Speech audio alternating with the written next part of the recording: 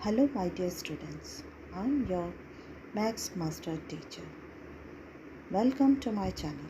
Today we will continue the first chapter of ML Agrawal class 8, Rational Numbers. Exercise 1.2. Question first, subtract. First में हमें 2/3/5 from -3/7 solve करना है। तो इसमें हमें पहले वो नंबर जो है 2/3/5 वो मिक्स फॉर्म में दिया हुआ है, मिक्स फ्रैक्शन में है, तो उसे हम इम्प्रॉपर में चेंज करेंगे। फिर हम -3/7 में से 13/5 को माइनस करेंगे। सबसे पहले हम, क्योंकि नंबर डिनोमिनेटर सेम नहीं है, तो हम 7 और 5 का एलसीएम लेंगे जो कि 35 होगा। इसको सॉल्व करने के बाद हमारे पास आंसर आएगा -106/35। इसे ऐसे ही रहने दे सकते हैं या इसे मिक्स्ड में चेंज कर सकते हैं। दोनों आंसर आपके करेक्ट होंगे। Second part, -4/9 from 3 5/8। 3 5/8 को हम वापस इम्प्रॉपर में चेंज करेंगे, इम्प्रॉपर फ्रैक्शन में। फिर 29/8 माइनस -4/9 करेंगे। यहाँ पे भी सबसे पहले हम 8 और 9 का एलसीएम लेंगे, फिर से सॉल्व करेंगे, तो आंसर हमारा आएगा 293/72 और 4 5/72। Next, -3 1/5 from -4 7/9। दोनों ही नंबर मिक्स फ्रैक्शन में हैं, तो उन्हें हम इम्प्रॉपर फ्रैक्शन में चेंज करेंगे।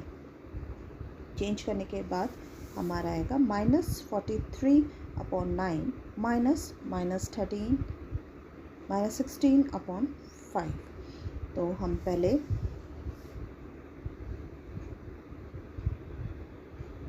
9 और 5 का एलसीएम लेंगे जो कि होगा हमारा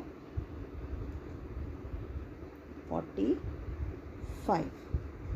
सॉल्व करेंगे तो हमारे पास आएगा -71/45, जो कि हमारा answer. Question second, sum of two rational number is 3/5 if one of them is -2/7 find the other. यानी हमें दो रैशनल नंबर का सम दे रखा है, उसमें से हमें एक नंबर दे रखा है, दूसरा नंबर निकालना है। तो अपन को जब भी सॉल्व करना है तो हमेशा हमें गिवन चीज़ें लिखनी होती हैं। तो गिवन चीज़ में हम पहले लिखेंगे सम ऑफ टू रैशनल नंबर 3/5, एक रैशनल नंबर है -2/7। तो अदर निकालने के लिए उसे एक्स रख के भी कर सकते हैं, या हम उसे कर सकते हैं 3/5 में से हम इस एक नंबर को माइनस कर देंगे, तो हमें जो रिमेनिंग नंबर है वो मिल जाएगा। तो हमने इसे सॉल्व किया तो हमारे पास आया, पहले हमने एलसीएम लिया 5 और 7 का, जो हमारे पास आया 35। उसे सॉल्व किया तो हमारे पास आंसर आया 31/5। तो जो अदर नंबर था वो था 31/35।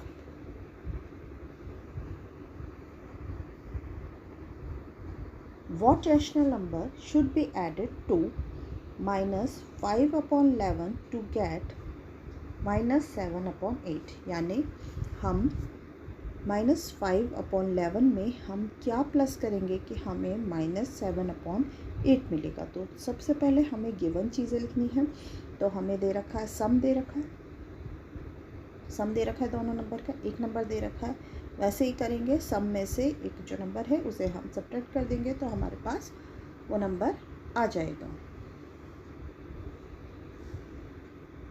तो -7/8 -5/11 किया तो हमारे पास पहले हमने 8 और 11 का एलसीएम लिया, तो हमारे पास 88 आया। उसे हमने सॉल्व किया तो हमारे पास आंसर आया -37/88। What rational number should be subtracted from -4 3/5 to get -3 1/2? -4 3/5 में से हम क्या सब्ट्रैक्ट करेंगे? तो ये हमें सिंपल है, तो इसको हम सब्ट्रैक्ट करेंगे।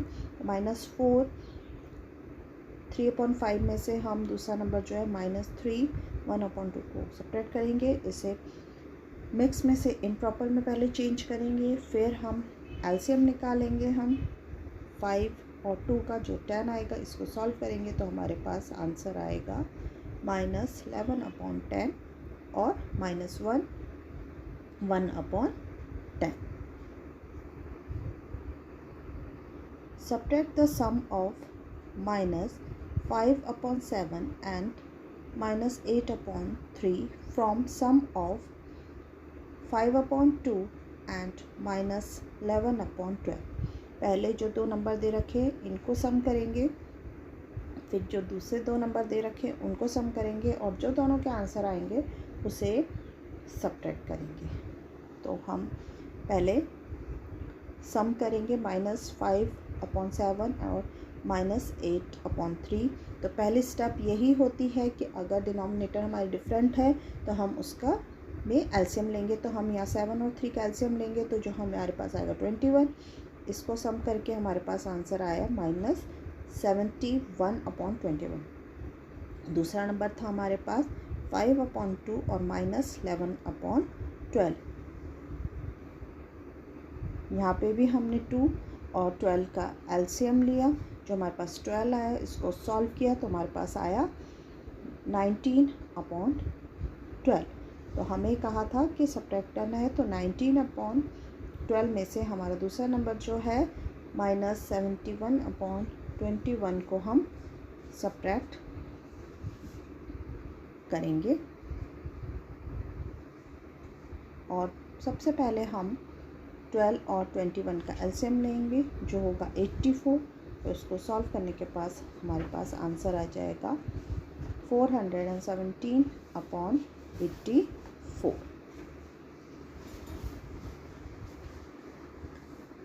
Next question, if x equal to -4/7 and y equal to 2/5, then verify that x minus y is not equal to y minus x. हमें x और y की वैल्यूज़ गिवन है, हमें इस जो फॉर्मूला दे रखा है इसमें रखना है और देखना है कि दोनों की वैल्यूज़ सेम आती हैं कि नहीं। तो पहला हमें था x माइनस वाई, तो हमने दोनों वैल्यूज़ रखी, सॉल्व किया। -4/7 -2/5 एलसीएम लिया हमने 7 और 5 का, तो हमारे पास आया -34/35। दूसरा था y माइनस x, तो उस वैल्यू को रिवर्स कर दिया, 2/5 -4/7। फिर हमने उसका एलसीएम लिया, 35 आया। यहाँ पे आंसर आ रहा है हमारे पास 34/35। तो जब हमने देखा दोनों वैल्यूज़ को कि x माइनस वाई की वैल्यू थी -34/35 और y माइनस x की वैल्यू थी 34/35। दोनों वैल्यूज़ डिफरेंस है क्योंकि एक में माइनस का साइन है। तो ये हमें वेरीफाई करना था कि दोनों इक्वल नहीं है, जो हमने वेरीफाई कर दी।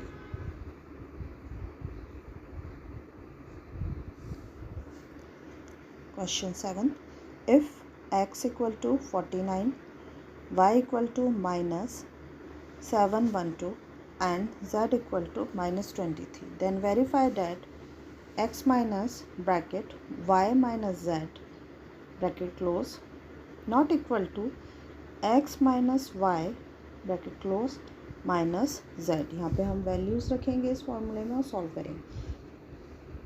लेफ़्ट हैंड साइड पे पहले सॉल्व करते हैं। लेफ़्ट हैंड साइड पे हमें दे रखा है x माइनस ब्रैकेट के अंदर y माइनस z।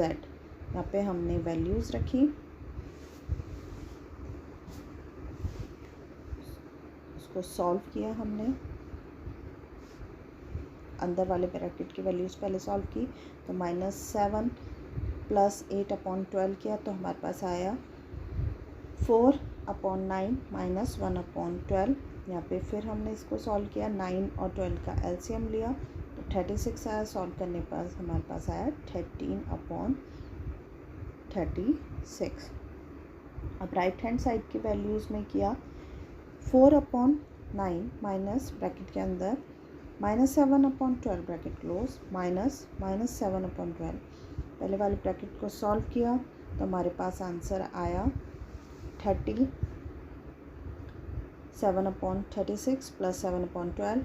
यहाँ पे हमने एलसीएम लिया, हमारे पास जो वैल्यू आई वो आई हमारी 58/36। तो हमारी जब लेफ़्ट हैंड साइड की वैल्यूज़ आई थी 13/36 और राइट हैंड साइड की हमारे पास आई है 58/36। तो दोनों वैल्यूज़ इक्वल नहीं है, हमें यही वेरीफाई करना था। Question 8, which of the following statement is true और false? First, 2/3 - 4/5 is not a rational number. ये फॉल्स है क्योंकि जब हम 3 और 5 का एलसीएम निकालेंगे, उसको सॉल्व करेंगे तो -2/15 आएगा, जो कि जो रैशनल नंबर की जो वैल्यू है P/Q = 0 वो वाली वैल्यू को प्रूफ करता है। तो ये रैशनल नंबर है, तो ये स्टेटमेंट हमारी फॉल्स हुई। नेक्स्ट है -5/7 is the additive inverse of 5/7। हाँ, एडिटिव इन्वर्स में सिर्फ माइनस का साइन लगता है, इसलिए ये स्टेटमेंट ट्रू है। Next, 0 is the additive inverse of its own. True, क्योंकि 0 के आगे कोई भी साइन हम लगाएंगे तो वैल्यू 0 की वही रहती है, इसलिए 0 ही ऐसा नंबर है जो कि खुद का एडिटिव इन्वर्स है। तो ये स्टेटमेंट भी करेक्ट है। Next, cumulative property holds for subtraction of rational number.